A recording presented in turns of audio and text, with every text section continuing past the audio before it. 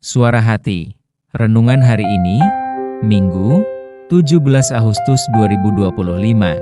Topik, mengapa harus disebut anak-anak gampang? Jangan lupa saudaraku, untuk membagikan renungan ini kepada orang lain, agar mereka juga mendapatkan kekuatan rohani di dalam Tuhan. Kiranya saudara diberkati oleh Tuhan kita. Nas renungan hari ini, Ibrani 12 ayat 8, tetapi, jikalau kamu bebas dari ganjaran, yang harus diderita setiap orang, maka kamu bukanlah anak, tetapi anak-anak gampang. Saudaraku, tidak jarang siklus kehidupan terjadi seperti berikut. Seorang ayah, mungkin punya pengalaman hidup sebagai orang tua gagal dan hidup sulit, makanya banyak di antara orang tua berjuang keras untuk berhasil. Cita-cita sebagai orang tua, ia tidak menginginkan anaknya mengalami kondisi hidup sulit di kemudian hari. Ia berusaha untuk membuat hidup anak-anaknya lebih mudah, dengan harapan masa depan anak-anaknya akan lebih baik dari orang tuanya. Namun ternyata, banyak kemudahan itu membuat para anak menjadi manja, yang akhirnya menjadi tidak biasa berjuang, dan justru banyak yang akhirnya gagal.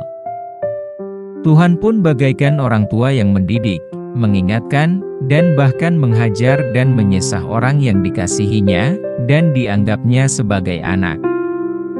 Bukan tanpa alasan dia melakukan hal demikian. Tuhan kita selalu ingin melatih anak-anaknya, agar menghasilkan buah kebenaran yang memberikan damai sejahtera pada waktunya. Semuanya demi kebaikan supaya kita beroleh bagian dalam kekudusannya.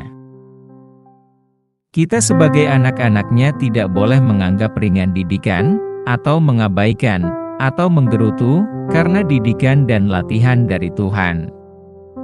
Justru kalau Tuhan tidak mengingatkan dan menghajar kita, kita adalah anak-anak gampang, yang hidup sesuka kita sendiri, sembarangan, jauh dari kebenaran, dan menuju kebinasaan. Banyak orang ingin hidup dengan mudah dan enak di dunia ini, makanya untuk mencapai itu, tidak sedikit orang melakukan dengan cara yang salah. Kesulitan dan penderitaan dianggap sebagai hal yang jauh dari berkat Tuhan, sehingga mereka menolak berbagai masalah maupun kesulitan yang diizinkan Tuhan, padahal itu berguna bagi hidupnya sebagai pengingat. Marilah kita memandang dengan benar berbagai kesulitan atau penderitaan yang kita hadapi, dan itu bukan karena kebodohan kita, hanya saja kita kurang menyadari kalau Tuhan sedang memproses diri kita. Sebagai anak-anak Tuhan, ingatlah selalu Tuhan yang senantiasa melatih hidup kita. Amin. Topik doa kita hari ini, yaitu kepada orang yang suka menolong hidup kita.